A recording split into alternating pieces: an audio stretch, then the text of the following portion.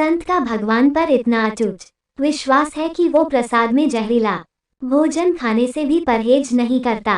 इसके बाद भगवान जो करते हैं उसे देखकर सभी हैरान रह जाते हैं। एक सेठ जी बड़े कंजूस थे। एक दिन उन्होंने दुकान पर बेटे को बैठा दिया और बोले कि बिना पैसे लिए किसी को कुछ मत देना, मैं अभी आया। अकस्मात एक संत आए जो अलग अलग जगह से एक समय की भोजन सामग्री लेते थे। लड़के से कहा, बेटा जरा नमक दे दो। लड़के ने संत को डिब्बा खोलकर एक चम्मच नमक दिया। सेठ जी आए तो देखा कि डिब्बा खुला पड़ा था। सेठ जी ने कहा कि क्या बेचा? बेटा बोला, एक संत जो तालाब पर रहते हैं उनको एक चम्मच नमक दिया था। सेठ का माथा ठनका। वो बोले, अरे मूर्ख, इसमें तो जहरीला पदार्थ है।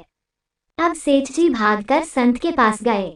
तब तक संत भोजन बनाकर भगवान का भोग लगाकर खाने की थाली लेकर बैठ चुके थे।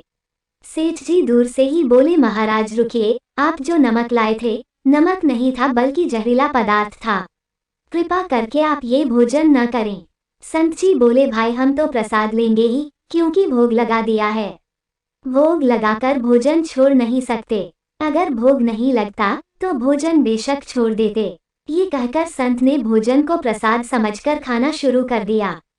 सेठ जी के होश उड़ गए। वो रात भर वहीं बैठे रहे। सेठ को रह रहकर ये चिंता सता रही थी कि अगर संत को कुछ हो गया तो बड़ी बदनामी होगी। रात में अगर तबीयत बिगड़ी तो कम से कम वैद्य को दिखा देंगे। सोचते सोचते उसे नींद आ गई। सुबह रोज की तरह संत जल्दी उठ गए और नदी में स्नान करने लगे। सेठ जी ने कहा, महाराज तबीयत तो ठीक है। संत बोले, भगवान की कृपा है। इसके बाद वे पूजा के लिए मंदिर चले गए। जैसे ही संत ने मंदिर का द्वार खोला तो देखा कि भगवान के श्री विग्रह के दो भाग हो गए हैं और शरीर काला पड़ गया है।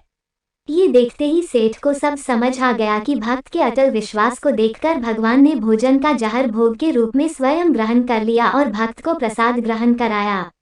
इसके बाद सेठ ने तुरंत घर जाकर बेटे को दुकान सौंप दी और स्वयं संत की शरण में आकर भगवान की भक्ति करने लगा।